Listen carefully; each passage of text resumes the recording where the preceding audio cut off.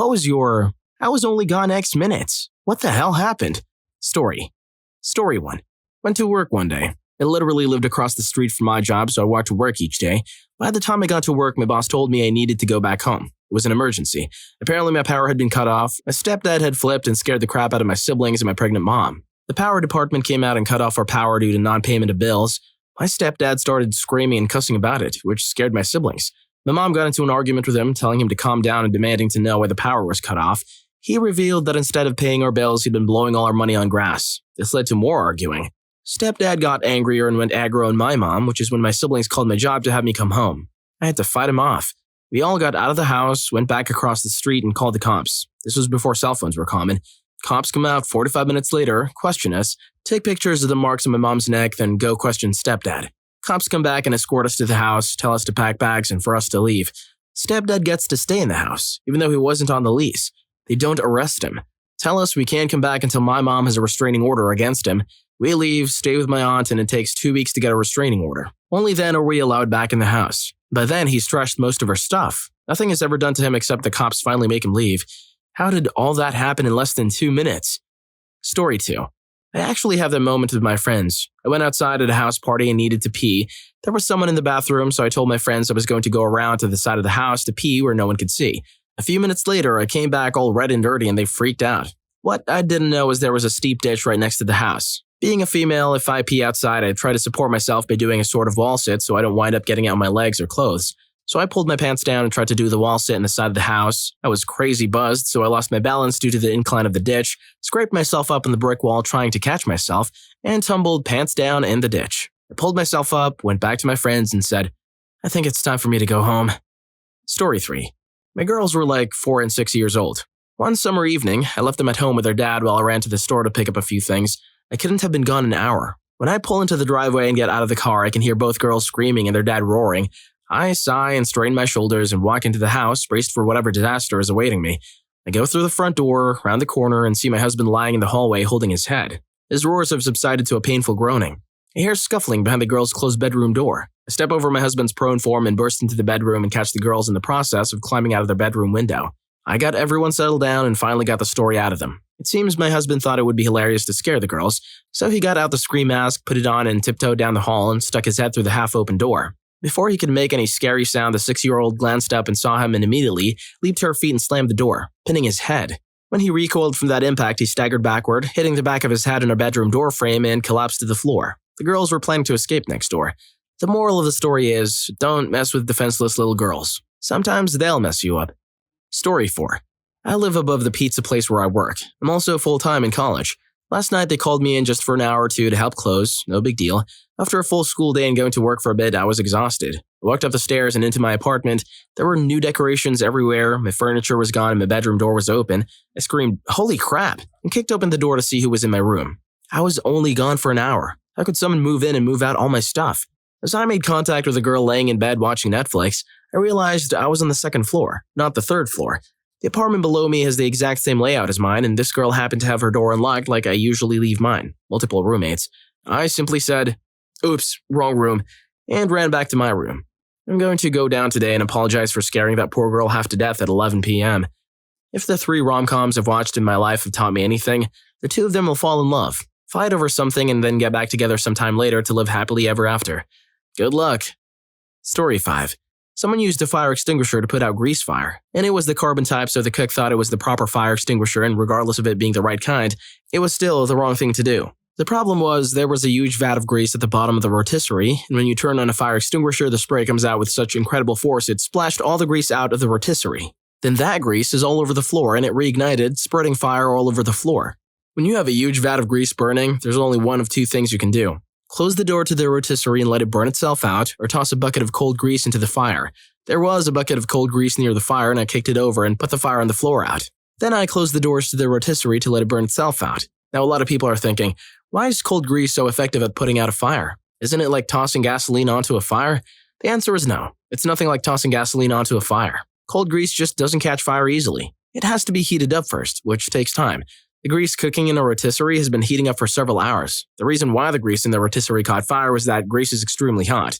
and something pushed it over to the ignition point. Grease does not mix with water, so water can't put out a grease fire, but grease will mix with other grease. If you dump a bucket of cold grease into a grease fire, what happens is the temperature of the total volume of grease becomes a compromise between the cold and hot, depending on both heat and volume. If you have enough cold grease, the temperature of the burning grease will be lowered below the ignition point, putting out the fire. If you have a vat of burning grease, if you spray a powerful hose of anything directly into it, it does not matter what kind of fire extinguisher it is. If it's powerful enough, and most of them are, will cause the grease to splash out of the vat and spray all over the kitchen, setting your kitchen on fire. So keep that in mind. If you're using a fire extinguisher, don't jam it into the grease fire. Stand back and use it from a distance. Shh, here's a little secret for you.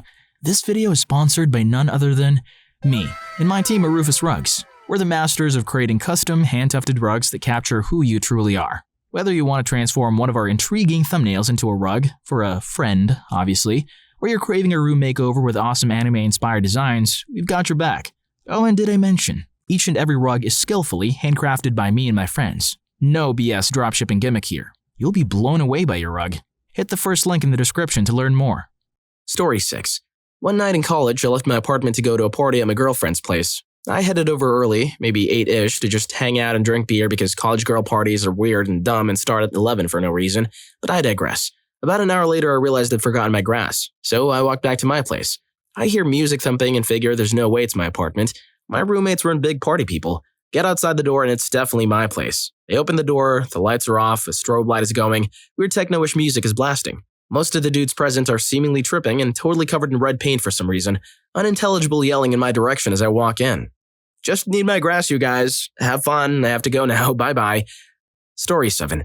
When I was 9, my 7-year-old brother drowned, so pool and water safety is a huge issue for me. My brother had been an excellent swimmer from the age of 2.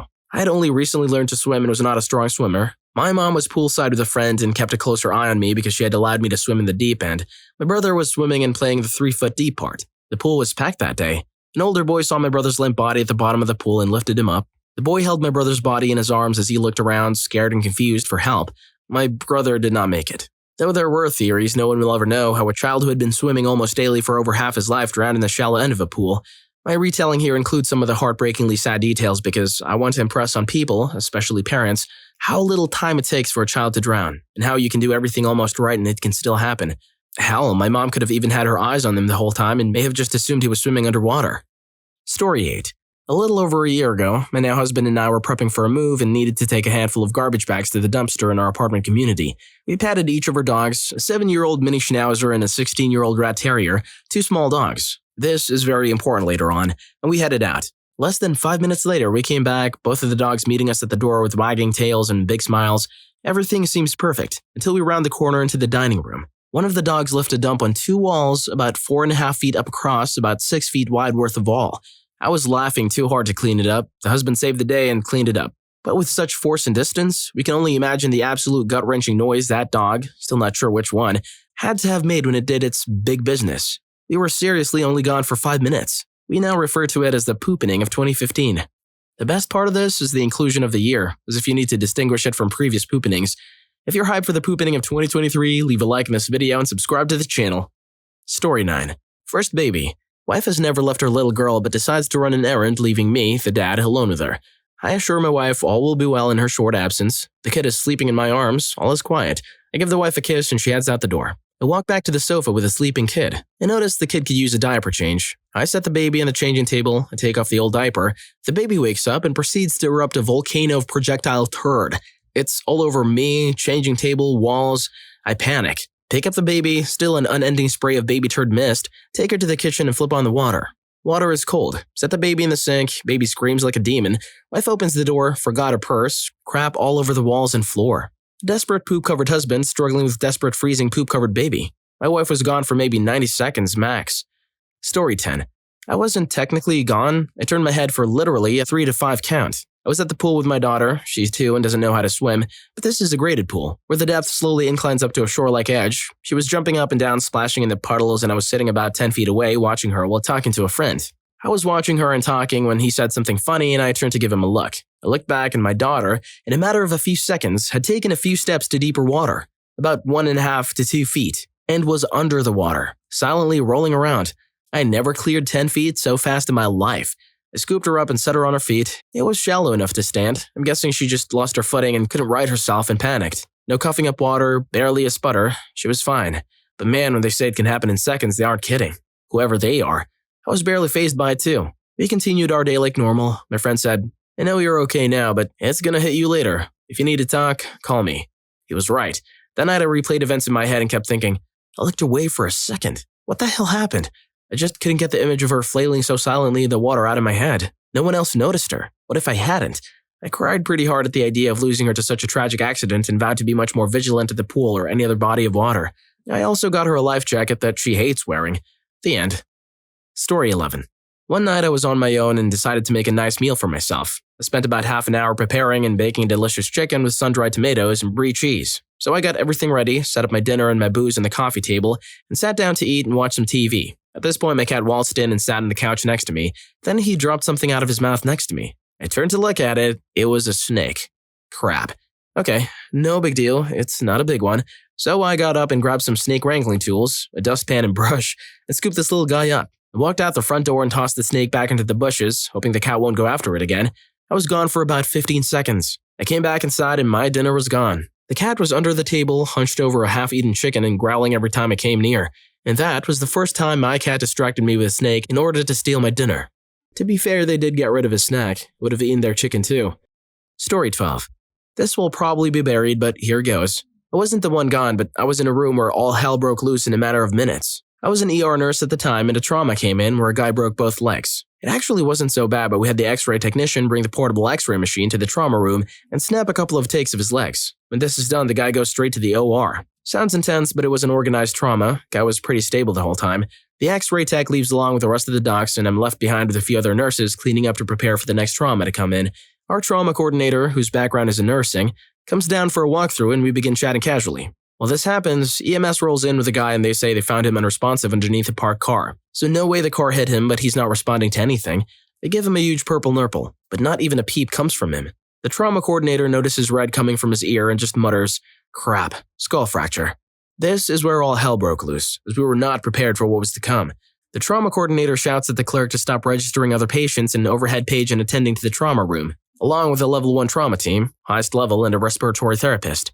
We wheel the guy into the trauma room. At this point, it's all nurses, so we all know what to do. They're confused, as they suspected it was just a buzzed guy sleeping it off, but they were way off. Within 2 minutes, his clothes are cut off, we have him hooked to the monitor, 2 IVs are being placed in either arm or trauma coordinator is putting a cervical collar on him, and another nurse is pulling out rapid sequence intubation meds. As our doctors walk in, the guy finds new life and becomes slightly combative, but we can handle it. Doctors hear the story and we are glad we called a level 1, but not sure why we paged the respiratory therapist. The guy took a turn for the worst when he began to have a massive seizure. Our trauma coordinator says, that's why. Doc shrugs his shoulders and says, all right, let's tube him. Maybe 5 minutes have gone by at this point, but the guy responds well to the meds, we got the tube in, respiratory has come down, he's on the respirator, and the trauma team finally shows up. The room is packed just for this one guy and we tend to throw things in the ground as we're working, so it's a bit of a mess. The x-ray tech is called again to confirm tube placement and do other bedside x-rays before we take him for a CAT scan. The guy decides to put on a show. He starts to wake up and reach for his tube. We try to get his restraints on, but this man has somehow become the Hulk. So equipment is flying as we hold on for dear life and sedate him, but these meds are not working. The guy got 16 milligrams of Ativan and 20 milligrams of Versed, but didn't stop fighting until we gave him more etomidate. All of this could put down a couple of horses. Everyone is sweating, the room is a mess, but the patient is stable. Outside we hear the x-ray tech. Why are they paging me? I just left. He walks in and just shouts, what the heck? I just left 10 minutes ago. Story 13. I was a client-side APM on a construction site, basically there to help oversee construction and make sure its impact on the school was minimal. We're moving a laboratory sink to build a new classroom or relocate the old one. There's an escutcheon in the sink pipe that is preventing us from removing it from the cabinetry. I told our foreman, hey, don't worry about this right this second. Let me talk to our build maintenance engineers about it, knowing they had the tool that could help. They also wanted to get them to turn the line off because it wasn't as easy as they had said it would be to remove it. The foreman turns and looks at his left-hand guy, says, okay, we won't do anything until you return. I step out of the classroom and go maybe 20 feet down the hall to radio engineering when I hear, holy crap, what did I just say?